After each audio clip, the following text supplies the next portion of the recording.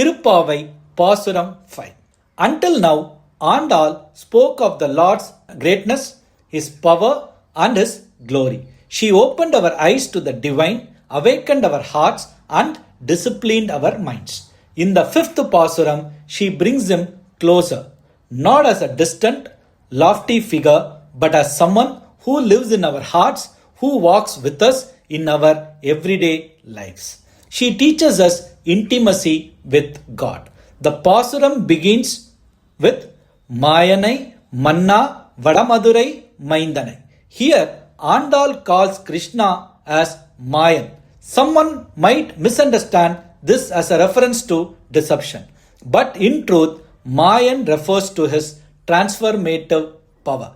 He changes hearts without force, without fear, without imposition.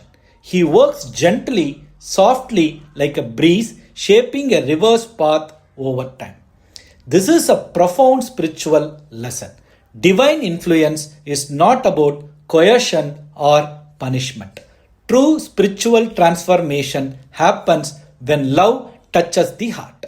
Andal reminds us that Krishna's magic is subtle yet all-powerful, capable of changing even the hardest hearts. Andal then draws our attention to his birthplace Mathura and his upbringing in Gokulam. She speaks of his simple life among cowherds.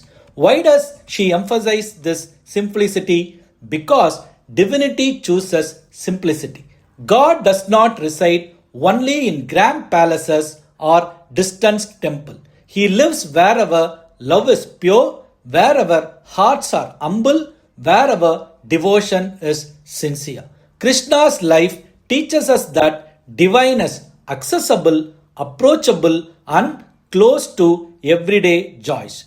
She describes Krishna as a beloved child of Yasoda, the pride of Nandagopa, the joy of Gokulam. Each of this description is intentional. They remind us that fear-based devotion creates distance, but love-based devotion creates closeness. When we approach God with love, the relationship becomes personal.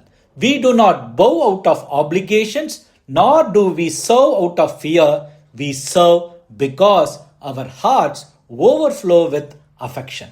Andal teaches us an important truth here.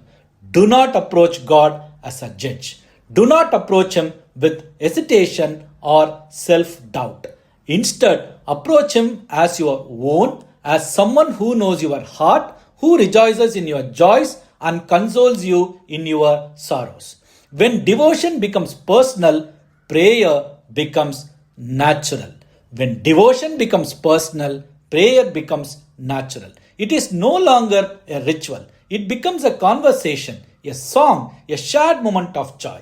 Reciting Thiruppaavai with this understanding is not merely a religious exercise. It removes loneliness, fills the heart with companionship and creates a sense of divine intimacy. We can also reflect on practical implications in our life this Pasuram teaches. Think of the times we approach relationship with fear or distance. We hold back, we guard, we hesitate. But when we approach with love, when we allow ourselves to become close, intimacy grows. Similarly, Andal shows us that devotion is most powerful when it is heartfelt, joyful and personal. Pasuram 5 teaches us the following. Love is the shortest path to God. Intimacy dissolves fear. Joy is divine. Krishna in Gokulam reminds us God is not separate from life. He is the laughter of children. He is the simple act of kindness. He is the love we share. Let us, as devotees, bring this lesson into our hearts. As we recite this Pasuram, let us feel Krishna not as a distant deity, but as a friend, philosopher and guide. Samasta Loka Sukhino Bhavantu.